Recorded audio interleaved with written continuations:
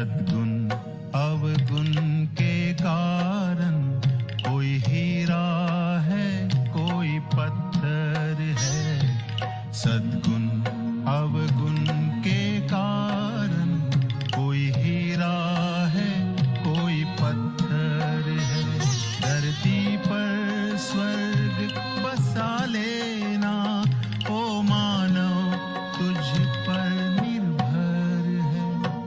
सद्गुण अवगुण के कारण कोई हीरा है कोई पत्थर है। सद्गुण अवगुण के कारण कोई हीरा है कोई पत्थर है। कोई हीरा है कोई पत्थर है। कोई हीरा है कोई पत्थर है।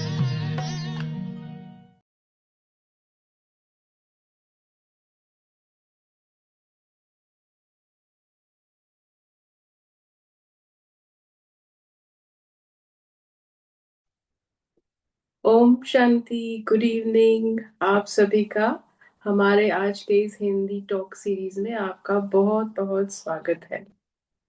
तो आज हम आपके लिए बहुत सुंदर टॉपिक लेके आए हैं और टॉपिक है अपमान सहन करने की कला में निपुणता, यानी mastering the art of deflecting insult. जैसे हम बारिश के समय छाता यूज करते हैं तो हमें वो भीगने से बचाता है, उसी तरह जब हम अम, अपने आप पर एक अंदर आंतरिक शक्ति जो ढाल बना सकते हैं ताकि कोई भी प्रकार का इंसल्ट या कोई किसी की बातें हमें अफेक्ट न कर सके, वो भी हो सकता है। तो ये टॉपिक इसी के बारे में हम और गहराई से जानेंगे। ये तो बहुत बात सच है कि कभी कभी जीवन में ऐसी बातें आ जाती है जो हमें काफी अपमानजनक महसूस होती है, क्योंकि कई प्रकार के सिचुएशंस में हम आते हैं। कई लोग हमें किस तरह से बोलते हैं, और वो उनकी एक तरीका होता है उनका हमसे बात करने का। पर इन सब चीजों से हम अपने आप को कैसे बचा सकते हैं? तो ऐसे कई तरीके हैं जो हम बचा सकते हैं अपने आप को। जैसे कि हम अपना रिएक्शन उसको कंट्रोल कर सकते हैं, या जब किसी ने हमें इंसल्ट किया तो उसे हम पर्सनली ना ले, ताकि वो हमारे अंदर ना जाए। ये भी हो सकता है कि जब वो ऐसी सिचुएशन क्रिएट हो, कोई इंसल्ट करे या ऐसी बात बताए, तो हम उसे एक सीख की तरह से ले, यानी हमारी उसमें वीकनेस यदि वो कोई है तो हम उसमें उस पर काम कर सकते हैं। और ये भी हो सकता है कि उसमें ऐसी कोई बात छिपी हो जिससे हम अपनी आत्मिक शक्ति बढ़ा सकते हैं। तो ऐसे कई तरीके हैं जो ऐसी सिचुएशन में हम अपने आप को आगे बढ़ाने के लिए यूज कर सकते हैं। तो इसी टॉपिक को हम और गहराई से जानेंगे और उनके उस लिए हम आप अपने ये टॉपिक में इनवाइट करते हैं सिस्टर हंसा, जो सैक्रामेंटो यूएस में हमारी राज योगा की कोऑर्डिनेटर है। ओम शांति हंसा बेन, वेलकम। हंसा बेन आपका म्यूट है।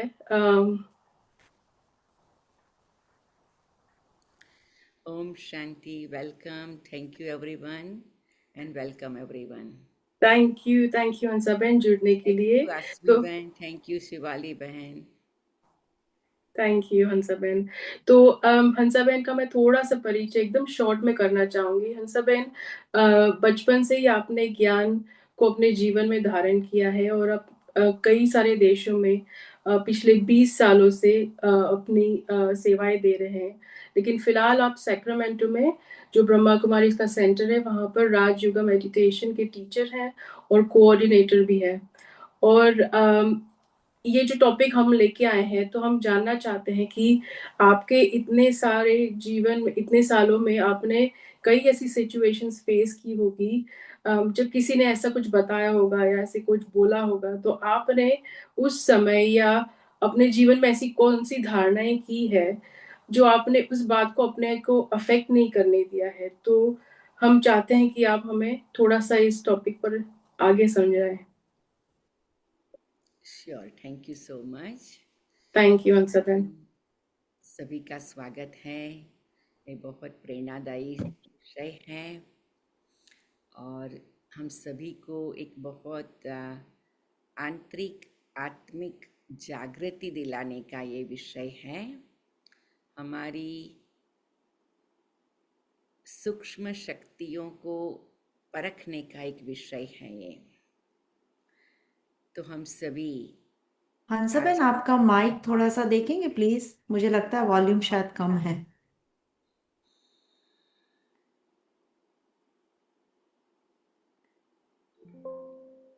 ओम शांति। अभी ठीक है?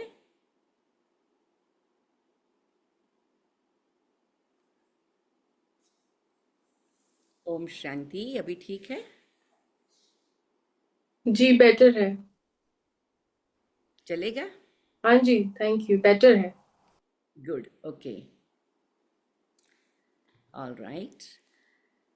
तो ये टॉपिक जो हिंदी में लिखा है, सहन करने की निपुणता और कला, लेकिन इंग्लिश में जो लिखा है डिफ्लेक्टिंग। तो deflecting is a better word. Deflecting का अर्थ होता है साइकोलॉजी में कि कोई भी परिस्थिति को आप कैसे पॉजिटिव टर्न दे सकते हो या उसको अपने जीवन में प्रेरणादायी कैसे बना सकते हो। तो कहा जाता है बहुत, जिसको कहे कि स्कॉलर्स ने या सेंट लोगों ने बताया हुआ है कि जो मान से खुश होता है वो अपमान से नाखुश हो सकता है। जो मान की अपेक्षा रखता है उसे अपमान आएगा तो तकलीफ हो सकती है। कहने का तात्पर्य कि मान और अपमान एक मानसिक स्थिति है जो हमारी भावनाओं को इफेक्ट करती है, जिसको कई इमोशनल डिस्टर्बेंस लाती है।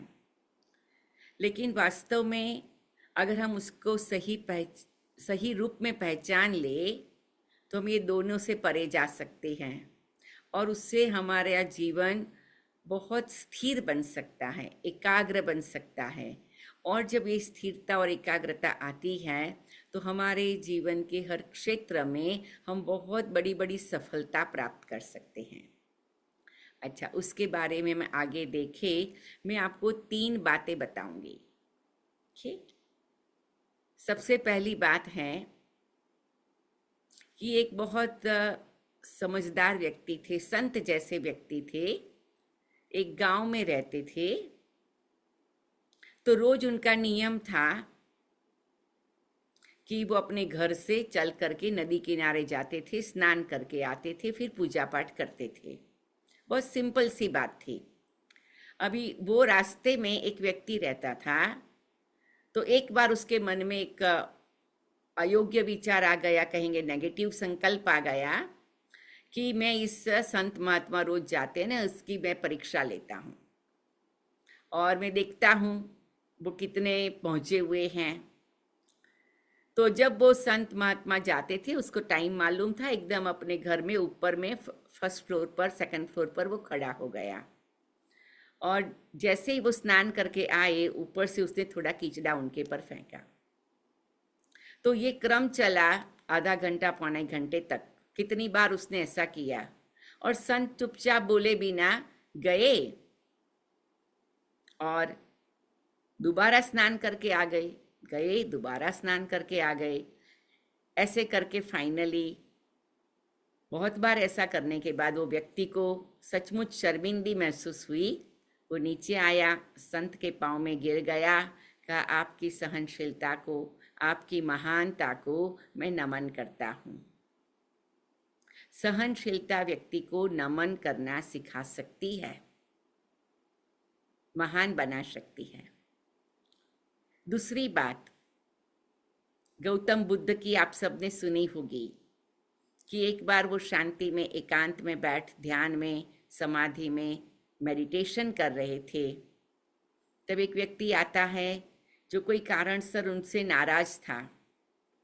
तो वो आकर के उनको बहुत सारे अपशब्द बोलता है, आप ऐसे हो, ऐसे हो, ऐसे ऐसे। तो उनका ध्यान तो टूट जाता है, मतलब ध्यान से तो वो नीचे आ जाते हैं और वो सुनते हैं। सुनते रहते हैं, सामने वाला व्यक्ति अपशब्द बोलते बोलते थक जाता है और फिर आखिरी में कहता है, मैं इतना सारा बोल रहा हूं, आप जवाब क्यों नहीं दे रहे हो? तो गौतम बुद्ध ने क्या कहा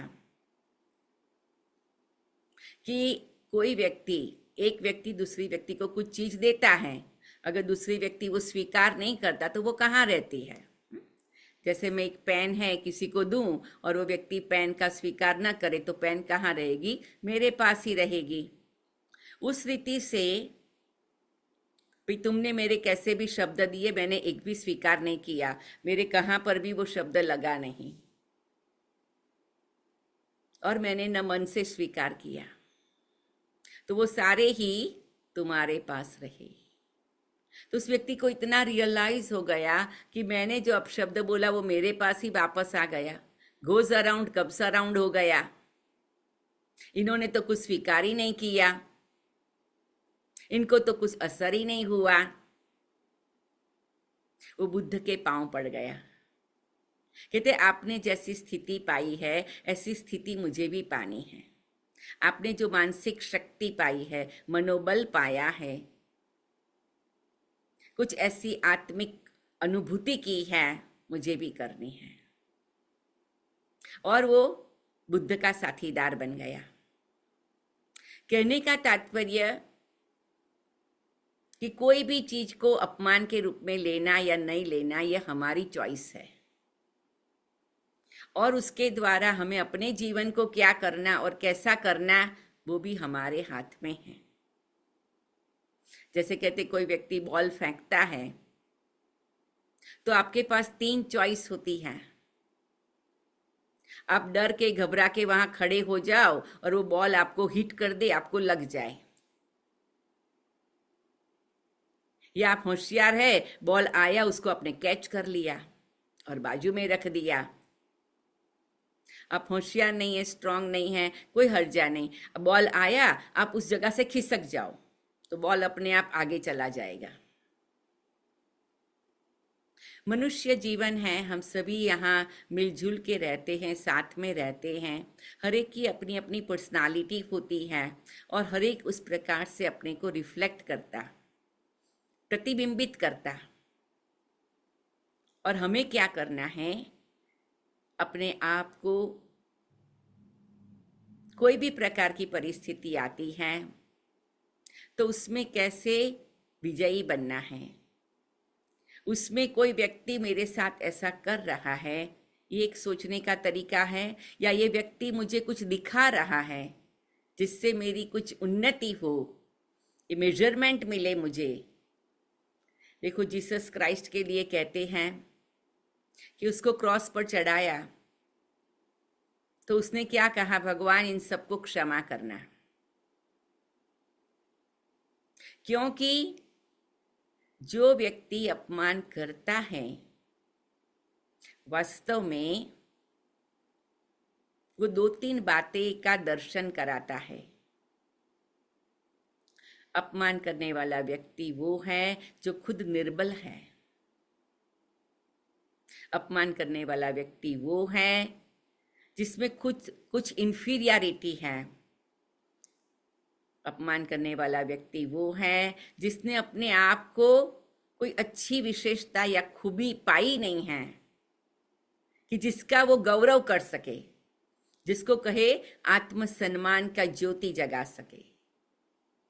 साइकोलॉजी में बताते हैं अपमान करने वाला व्यक्ति वह है जो एक मानसिक या इमोशनल कहे भावनात्मक रीति से बीमार है।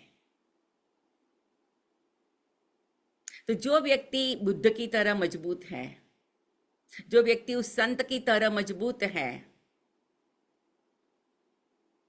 वो व्यक्ति क्या करेंगे, दया भाव रखेंगे, क्षमा भाव रखेंगे। बीमार व्यक्ति की सेवा करना है, बीमार व्यक्ति के लिए दया रखते हैं, बीमार को क्षमा कर देते हैं, है ना। बीमार व्यक्ति अगर कोई जोर से भी कुछ बोलता है तो भी कहते भाई चलो उसको माफ कर दो, वो बीमार है ना। तो ये बात हमारी बुद्धि में बहुत क्लियर होनी चाहिए कि कोई भी व्यक्ति मेरे साथ कोई भी प्रकार का व्यवहार करता है, मुझे उसको लेना नहीं लेना, उसके कारण मेरी आंतरिक स्थिति को इफेक्ट करना नहीं करना, ये मेरे हाथ में है। गीता में भगवान ने कहा, हे अर्जुन तू स्थित प्रज्ञ बन, और स्थित प्रज्ञ की व्याख्या बताई, जो मान अपमान निंदा स्तुति ठंडी गर्मी में समान रहता है, वो स्थित प्रज्ञ बन जाता है। तो हम सभी अपना जीवन जी रहे हैं, सवेरे से रात तक मेहनत कर रहे हैं, नौकरी धंधा करके परिवार को चलाना, अपने सारे कारोबार को चलाना। तो हम क्यों किसी के छोटे मोटे दो चार शब्दों के कारण अपने मन की शांति को गंवा दे, बुद्धि की स्थिरता को गंवा दे, अपने जीवन की नैया को क्यों हम हिला देवे। तो आज हम आपको इनवाइट करते हैं, आप साइलेंस में बैठ के थोड़ी देर सोच लीजिए आपके लिए क्या इम्पोर्टेंट है। कोई व्यक्ति के 2 4 5 शब्द इम्पोर्टेंट है, या आप अपनी मेहनत से अपने जीवन को जो जी रहे हो वो इम्पोर्टेंट है।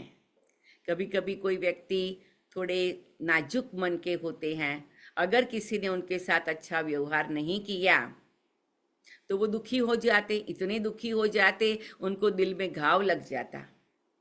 कोई इतने दुखी हो जाते डिप्रेस हो जाते, इतने दुखी हो जाते खुद इंफीरियर हो जाते। लेकिन ये बुद्धिमत्ता नहीं है, ये समझदारी नहीं है।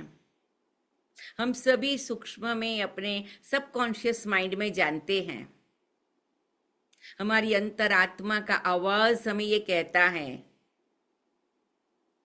कि कोई भी व्यक्ति के कोई 4 शब्द मेरे जीवन की रेखाएं नहीं बदल सकता, मेरे भाग्य की रेखाएं नहीं बदल सकता, मेरा भविष्य नहीं बना सकता, न मेरा भूतकाल बदल सकता है, न मेरे वर्तमान को इफेक्ट कर सकता है।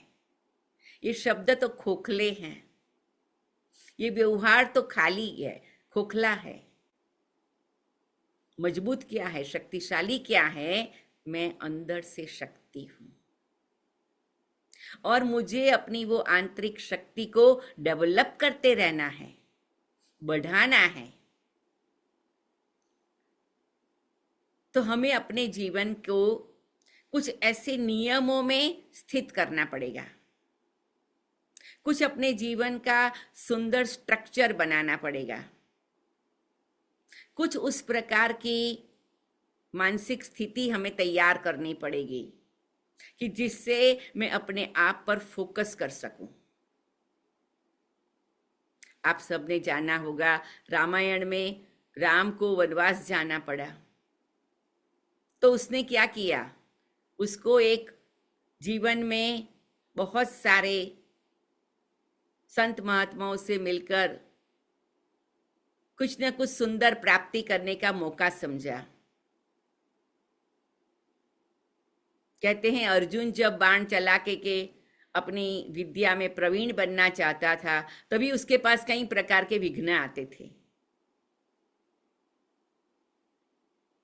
जीवन है, कई प्रकार के सिनसिनेरी आते हैं। जैसे शेक्सपियर ने कहा, this world is stage, we all are actors, we are here to play our part. हमें क्या करना है? बेस्ट पार्ट प्ले करना है। जैसे कोई ड्रामा होता है, कोई व्यक्ति को राजा का रोल मिलता है, कोई को रानी का, कोई को वजीर का, कोई को मिनिस्टर का, कोई को नौकर का। लेकिन उन सब के बीच में इनाम किसको मिलता है? इनाम किसको मिलता है? इनाम उसको मिलता है कि वो कौन सा रोल प्ले कर रहा है वो नहीं, लेकिन रोल को कैसे प्ले कर रहा है उसके पर इनाम मिलता है। ऐसे ही हमारे जीवन को जिस रीति से हमारे कर्म प्रमाण, भाग्य प्रमाण, पुरुषार्थ प्रमाण हमें जो मिला है,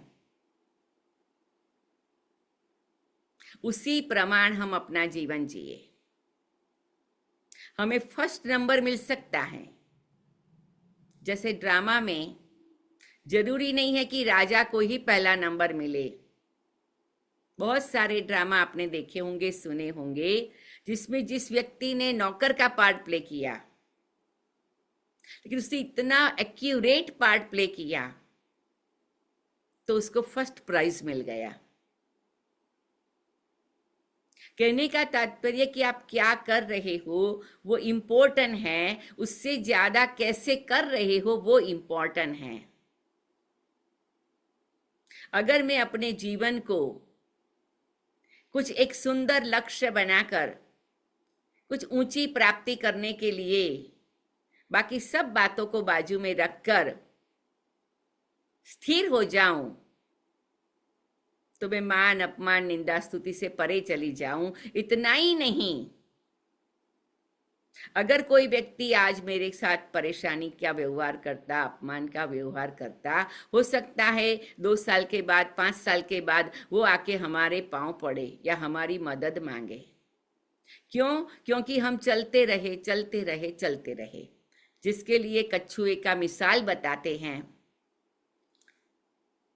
खरगोश और कछुए की कहानी बताते हैं कि खरगोश दौड़ सकता था, दौड़ता गया, यहाँ चला गया, वहां चला गया, और इनडायरेक्टली वो सोचता रहा ये कछुआ तो पता नहीं पहुंचेगा कि नहीं पहुंचेगा, कैसे पहुंचेगा। उसके लिए थोड़ा उसने उस प्रकार का भाव रखा, पॉजिटिव भाव नहीं रखा, लेकिन वो ओवर कॉन्फिडेंस में आ गया। चलते चलते क्या हो गया, उसको नींद आ गई, रुक गया। कछुआ था, धीरे धीरे धीरे धीरे धीरे धीरे चलता गया, चलता गया, चलता गया, आखिरी वो पहले नंबर में पहुंच गया। हमारे जीवन की गति का आधार, प्रगति का आधार, उन्नति का आधार कोई व्यक्ति के 4 शब्द नहीं हो सकते। वो हमें एकदम अपने आप को पक्का कर लेना है, एकदम फिक्स कर लेना है।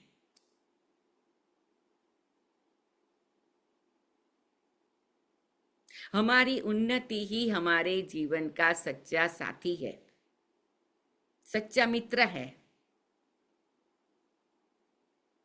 अगर एक बार ये बात हमारे दिन में क्लियर हो जाती है तो बाकी की कोई भी बातों का प्रभाव हमारे जीवन में नहीं पड़ सकता है। मैं एक और अच्छी कहानी आप सबको बताऊं, इंस्पिरेशनल टॉपिक है तो मैं कुछ ऐसी कहानियां आपको बताती हूँ जिससे आपको अपनी कोई भी प्रकार की कमी के बारे में ऐसा न हो कि जिसके कारण कोई का व्यवहार आपको इफेक्ट करे।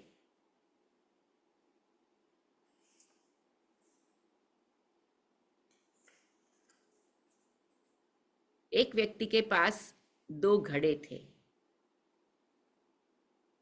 एक घड़ा थोड़ा क्रैक वाला था, एक घड़ा पूरा था। तो वो उसका स्टैंड बना करके नदी किनारे हमेशा पानी लेने जाता था। पानी लेके आता था तो जो घड़ा ठीक था उसमें तो पूरा पानी आता था, लेकिन जो घड़ा थोड़ा सा क्रैक वाला था उससे थोड़ा थोड़ा थोड़ा पानी गिरता था। तो जब तक वापस घर पहुंचते थे तो 3/4 पानी रहता था, थोड़ा थोड़ा गिरता था। तो एक दिन वो कहता है, मालिक मैं तो आपके काम का नहीं हूं इतना जितना होना चाहिए, क्योंकि मेरे में थोड़ा क्रैक है, तो आप मुझे क्यों रखते हो, बाजू में रख दो। तो कहते नहीं, तुम्हारे में क्रैक है ना, फिर भी तुम मेरे काम का है। कहते किस काम का है? तो उसने कहा कि देखो तुमको जिस रास्ते से मैं लेके आता हूं वहां पर मैं कुछ बीज बो देता हूं फल फूल के, तो तुम्हारे क्रैक के कारण थोड़ा थोड़ा पानी गिरता है, वो बीज को पानी मिल जाता है और वो रास्ता फल फूल से हरा भरा हो जाता है। कभी कभी कोई 2-4 व्यक्तियों से नेगेटिव कमेंट्स हमें सुनने को मिलती है, कुछ जजमेंटल बात सुनने को मिलती है, कुछ क्रिटिसिज्म मिलता है, तो कभी कभी हम अपने आप को नीचा समझने लगते हैं। फिर कभी हम अपने भाग्य का दोष देने लगते हैं, कभी हम अपने आप को इतना मूल्यवान नहीं समझते हैं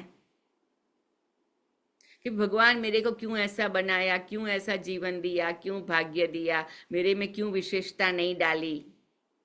हमेशा ये शब्द याद रखो कि भगवान ने आपको कुछ न कुछ विशेषताओं से ही भेजा है। अगर विशेषता की कमी है तो उसका भी उपयोग भगवान अलग ढंग से कर लेता है।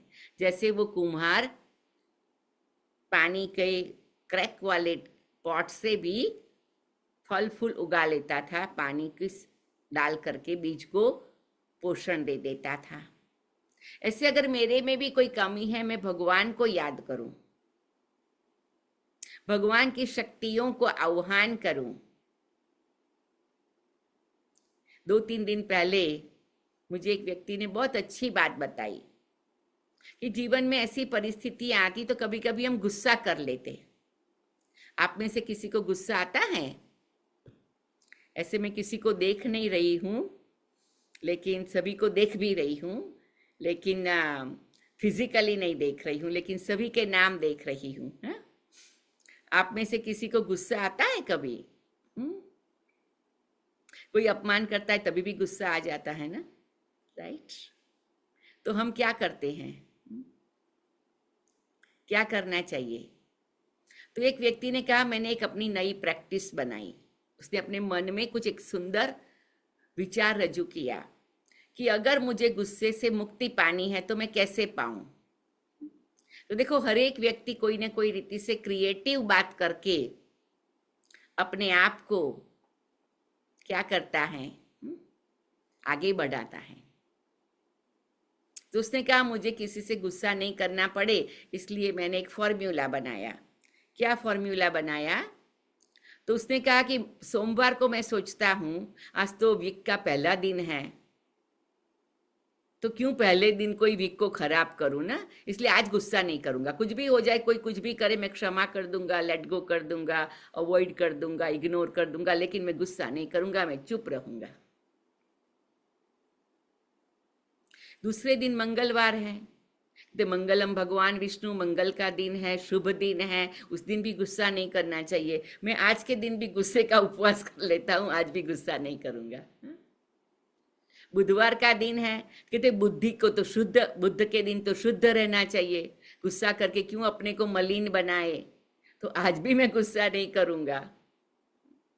गुरुवार के दिन सोचा कि सतगुरु परमात्मा हमारे को वरदान देते हैं, हमें आशीर्वाद करते हैं, तो आज भी गुस्सा नहीं करना चाहिए। शुक्रवार के दिन कहा कि भी जो कुछ मिला है जीवन में उसका शुक्रिया करो, गुस्सा करो, कंप्लेन करो, इसमें टाइम वेस्ट नहीं करो। अच्छा, तो उस दिन भी गुस्सा नहीं करना है।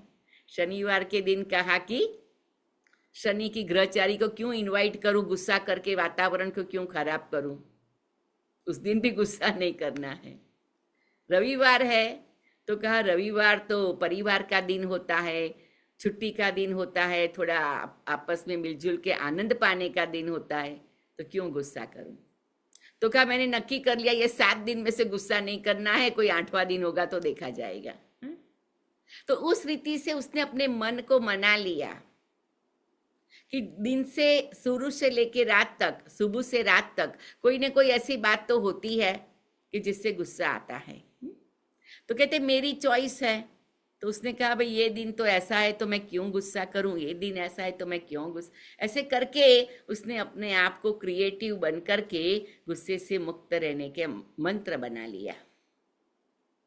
कहने का तात्पर्य क्या कि हम सबको मनुष्य जीवन मिला है, एक ईश्वर की सौगात है। ये जीवन हम कैसे जीना चाहते हैं वो हमारे हाथ में है।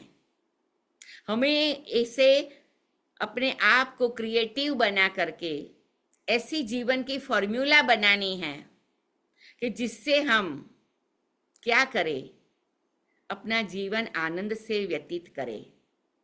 आप सबने यहाँ वहाँ कहाँ भी सुना होगा, शास्त्रों में कहा है कि आत्मा सच्चित आनंद स्वरूप है और हम सभी आत्माएं हैं।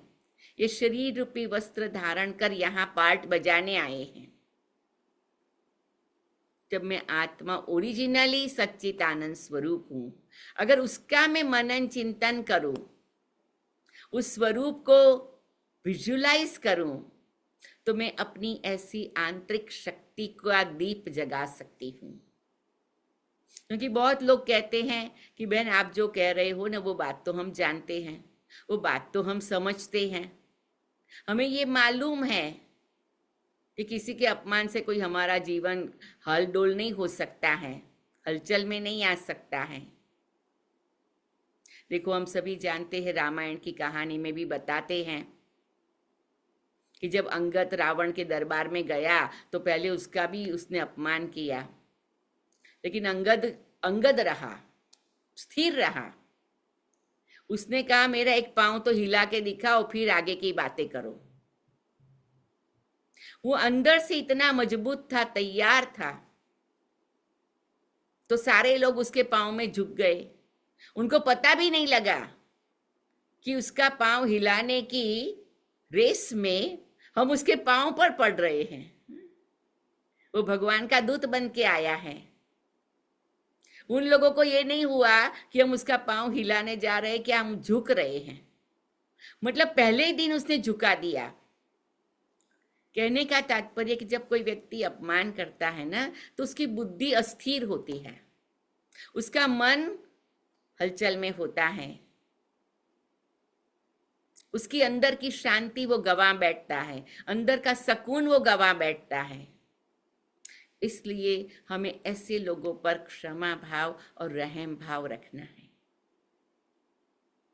लेकिन कई भाई बहनें पूछते हैं कि हम ये जानते हैं, लेकिन हम इतना अंदर का आत्मविश्वास कैसे जगाए, आत्मिक शक्ति को कैसे जगाए। तो आज हम आपको कुछ टिप्स देते हैं। आप सबको टिप्स चाहिए? मैं देखूं कोई गोल्डन हैंड करे। हाँ, वेरी गुड, टिप्स चाहिए, राइट। हाँ, क्योंकि हम सभी जानते हैं कि एक मान अपमान निंदा स्तुति में दूर रहना में फायदा है, लेकिन हम प्रभाव में आ गए और आ जाते हैं। लेकिन वास्तव में प्रभाव में आने की जरूरत नहीं है, क्योंकि अगर हम प्रभाव में आ जाएंगे तो हम अपनी भी स्थिति को ऊंची नीची कर देंगे। तो अगर परमात्मा भी हमें कोई शक्ति देके मदद करता हो तो हम नहीं ले पाएंगे। तो इसीलिए ये बहुत जरूरी है कि हम कुछ ऐसी चीजें अपनाएं।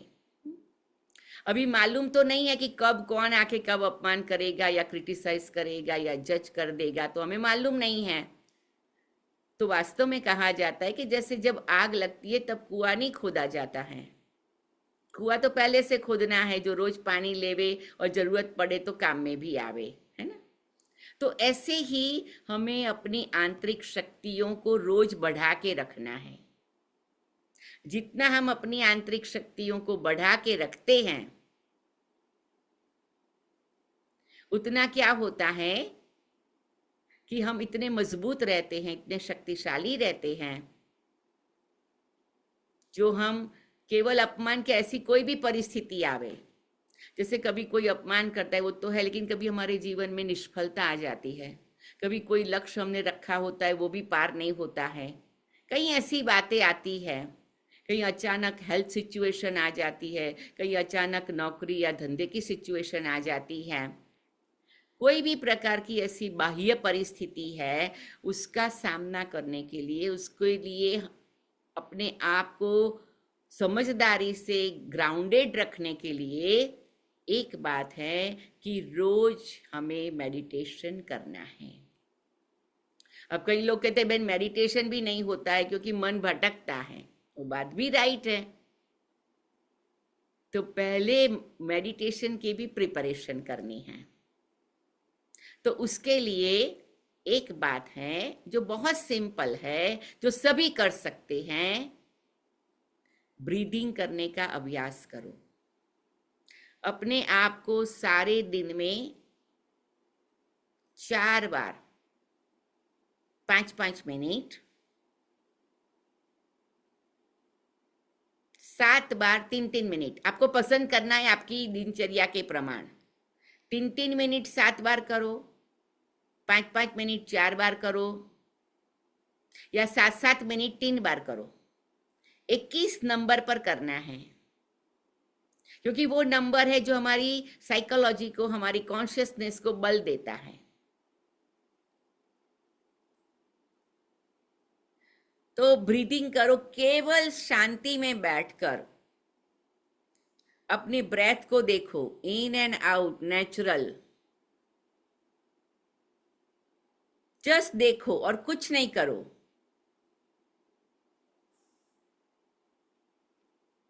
दूसरा,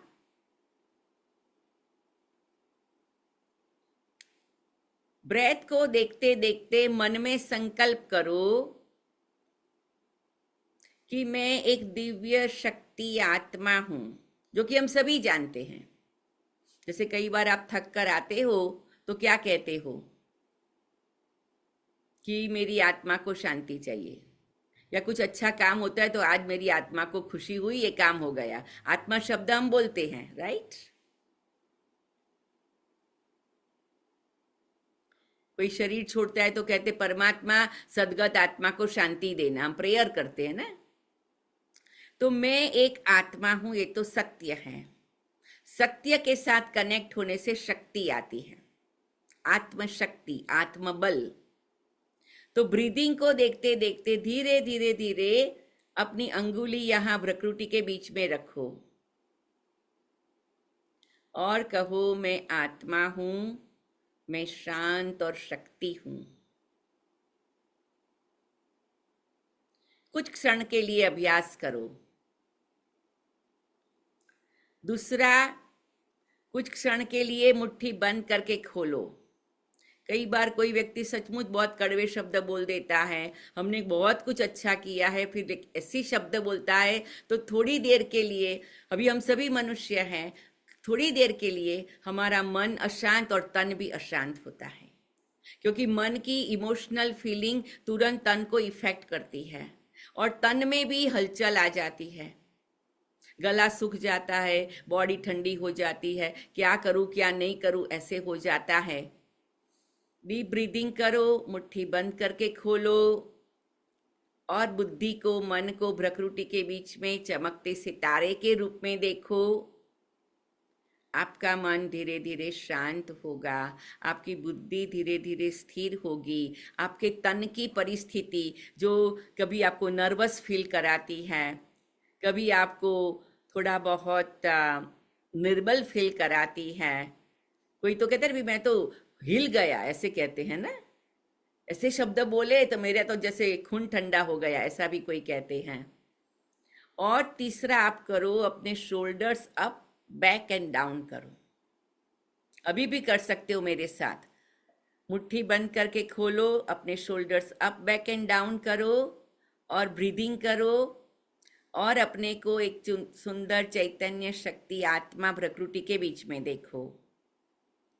ये 4 चीजें एक साथ करने से हमारे मन और तन पर हमारा बहुत सरल रीति से मैनेजमेंट आ जाता है।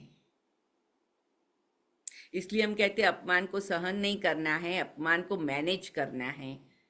हमें अपने आप को ऐसे ऑर्गेनाइज करना है कि अपमानजनक स्थिति को हम अच्छी तरह से पार कर सके। और फिर ऐसा करते करते संकल्प करते हैं, मैं आत्मा शक्ति हूं, मैं आत्मा शांत हूं। फिर बीच बीच में रिलैक्सेशन का अभ्यास करते हैं, विजुअलाइजेशन करते हैं कि विजुअलाइज करो कि मैं एक ओशन के किनारे हूं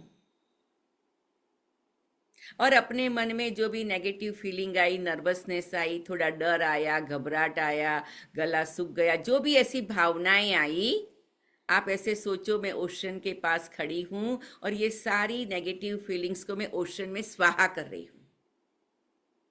एंड अपने आप को 7 बार संकल्प करो, it's okay to let go and relax. कोई भी बात को मेरे सिर पर लेने की जरूरत नहीं है, it's okay to let go and relax. सारे दिन में एक बार मन से, विजुअलाइजेशन से ओशन की विजिट करो और अपने मन में कोई भी कारण सर कोई भी प्रकार की नेगेटिव फीलिंग्स आई है उसको ओशन में स्वाहा करके 7 बार ये संकल्प कर लो, जो आपको 1 मिनट में हो जाएगा, 2 मिनट में हो जाएगा, लेकिन बहुत बड़ी प्राप्ति कराएगा। जैसे हम विटामिन की गोली लेते हैं, विटामिन सी, विटामिन डी, ये जो वो हम खाते हैं, 2 मिनट भी नहीं लगता है, हाथ में पानी का गिलास लिया, खाया और उसका हमको मदद मिलता है। रोज लेते हैं कुछ ना कुछ विटामिन, कुछ उम्र के बाद या ऐसे ही अपने को मेंटेन करने के लिए। विजुअलाइज करो और कहो it's okay to let go and relax. इससे धीरे धीरे धीरे आपकी आत्मा इतनी शक्तिशाली बनेगी, जो जीवन की कोई भी परिस्थितियां आएगी तो ब्रीदिंग करना है, प्रकृति के बीच में आत्मा को देखना है, वहां अंगुली लगकर उसको एनर्जी को फील करना है, मुट्ठी बंद करके खोलना है, अपने shoulders up back and down करना है। तीसरा और नेक्स्ट हमें विजुअलाइजेशन करना है, सब बातें, अननेसेसरी बातें लेट गो कर रिलैक्स होने का अपने आप को संकल्प देना है, क्योंकि हमारी कॉन्शियसनेस में ये ताकत है कि हम जो संकल्प दे उसको वो फॉलो करें और उससे हमारी शक्ति को बढ़ाए। तीसरा नेक्स्ट ये स्टेप करो कि रोज सारे दिन में 1 मिनट 2 मिनट अपने घर के फ्रंट यार्ड में या बैक यार्ड में जाकर के आसमान की ओर देखो। आसमान से बहुत सारी शक्तियां हमारे में आती है, ऐसे हमारे वेद और उपनिषद में लिखा हुआ है। आसमान में बहुत सारे डिवाइन सैटेलाइट्स हैं और बस 1 मिनट 2 मिनट के लिए संकल्प कर दो कि मैं सारी डिवाइन एनर्जी को वेलकम करती हूं।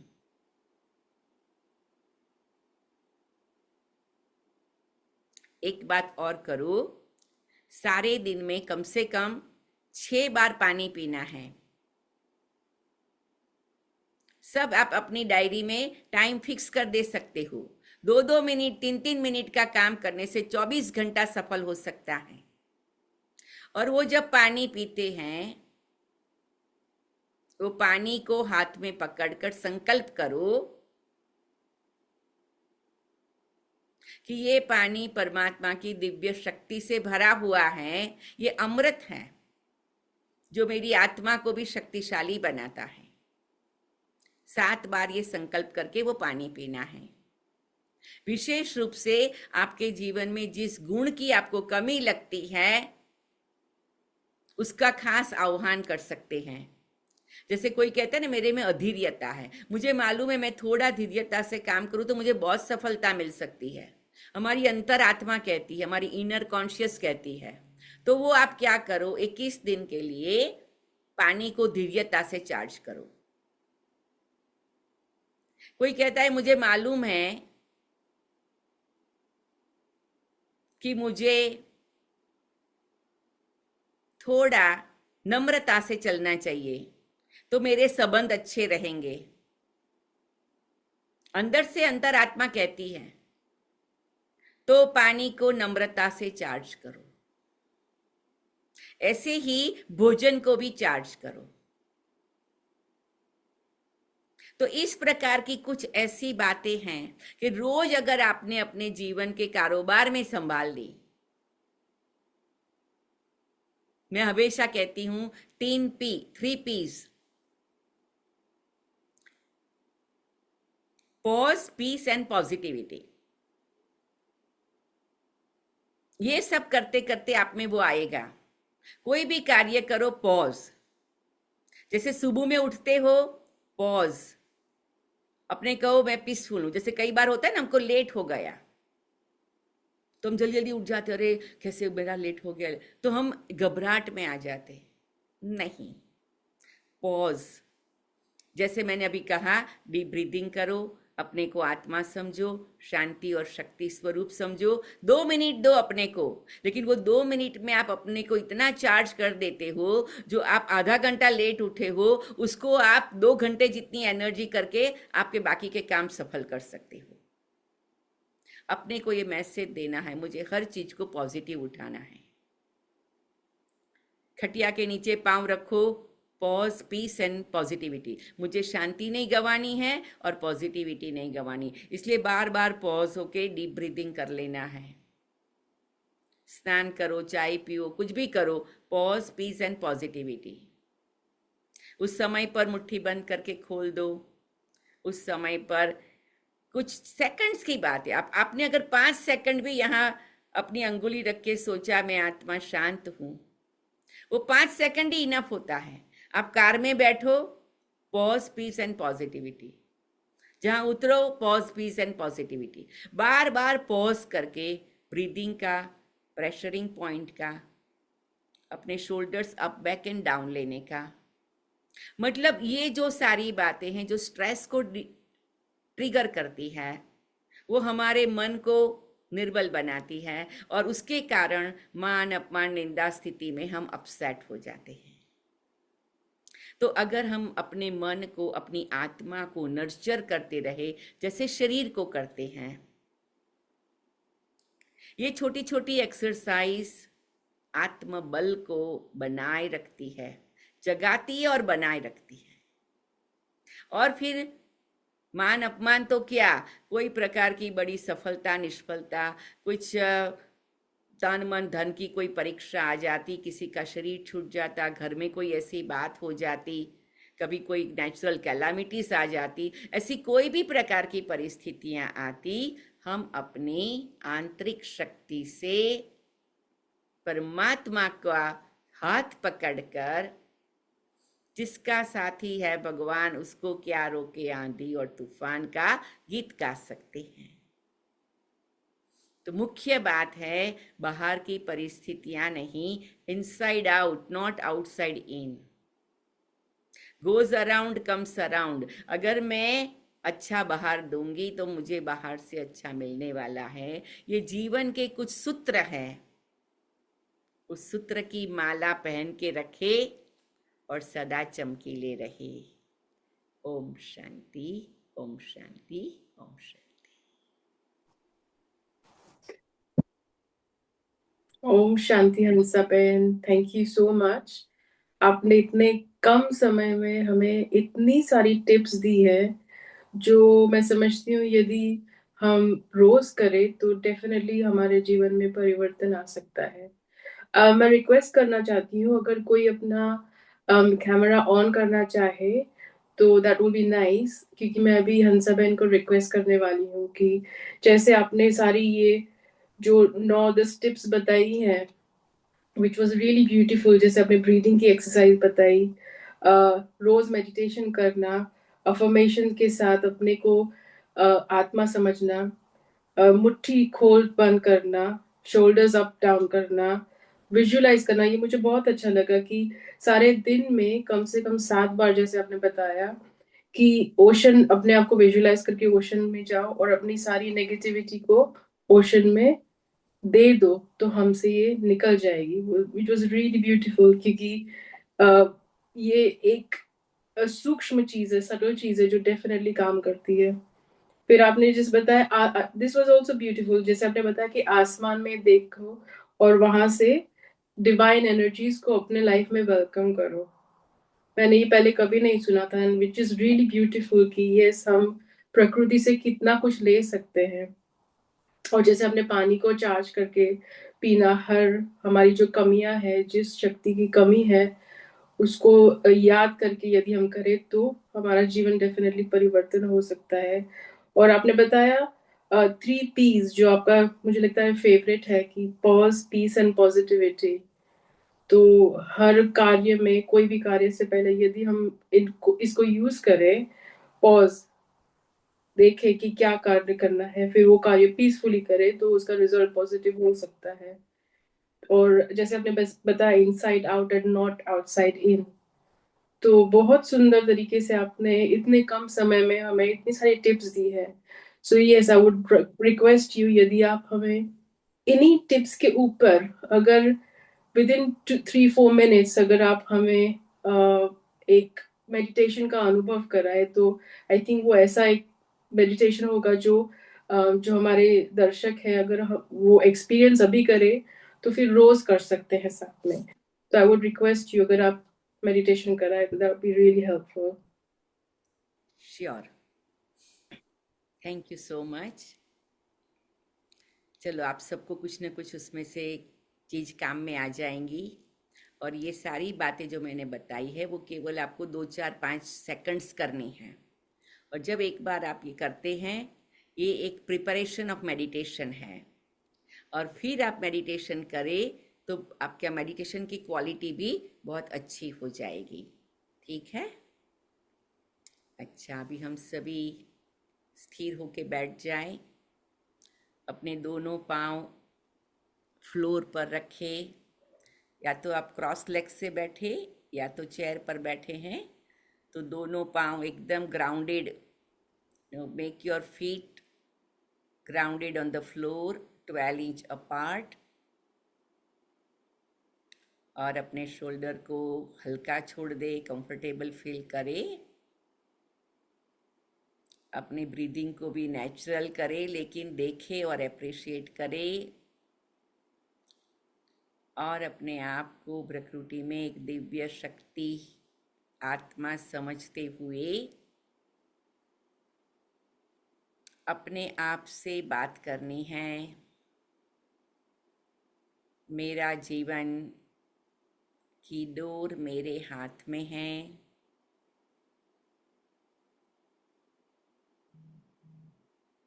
और आज मैं एक शुभ संकल्प करती हूँ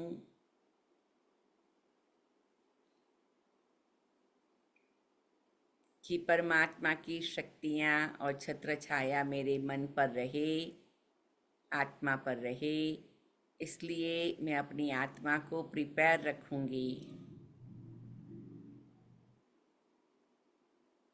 हम 2 बातों का विजुअलाइजेशन करते हैं। मन और बुद्धि से उड़ करके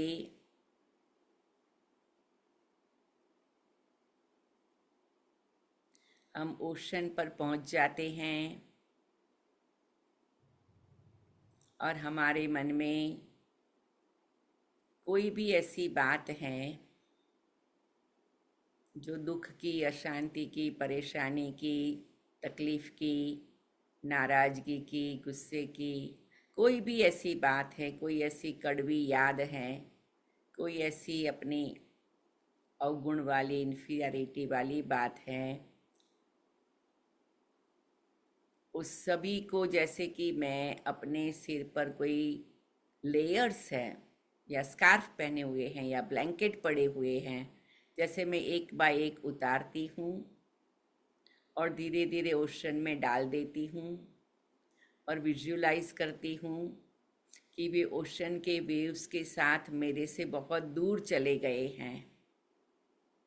सारी मेरी ऐसी बातें जो कि पॉजिटिव नहीं हैं, मेरे लिए हेल्दी नहीं हैं, वो सारी मैं 1 बाय 1 ओशन में डालती हूँ। देखती हूँ ओशन के वेव्स के साथ वो दूर दूर जा रहे हैं।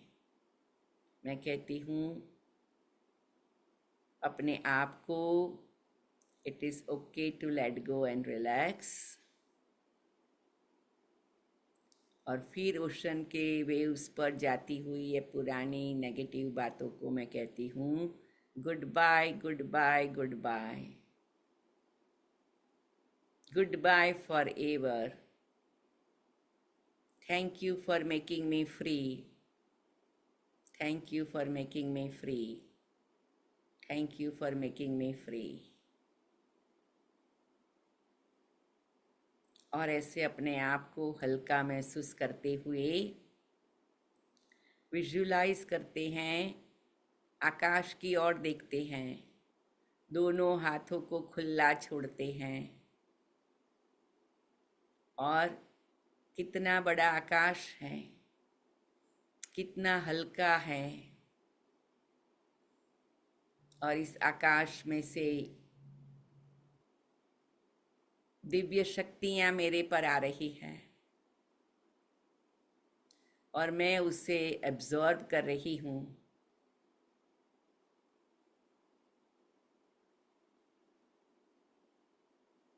और आनंद का अनुभव कर रही हूँ। ऐसे भी कहते हैं परमात्मा आसमान के ऊपर रहता है।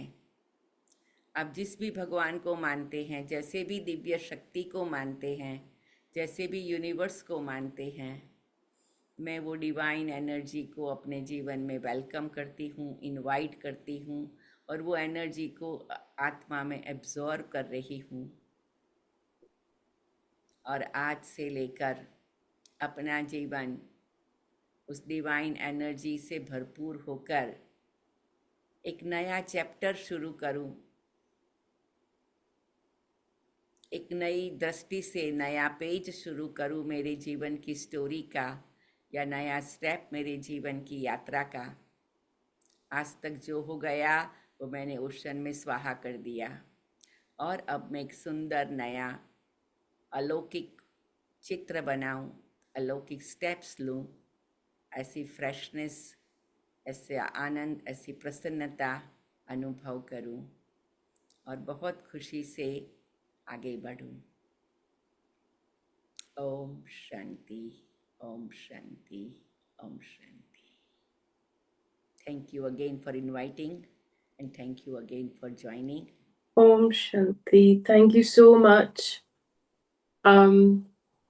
आपने वो टिप्स के ऊपर हमें इतनी सुंदर मेडिटेशन का अनुभव करवाया एंड आई एम होपिंग कि सभी दर्शकों ने इसका अनुभव लिया होगा और रोज प्रैक्टिस करेंगे इसके ऊपर। So thank you so much Hansaben, and we hope to see you sometimes in London, UK. Whenever you come, we welcome you with open arms. So hopefully आप बहुत जल्दी आएंगे यूके.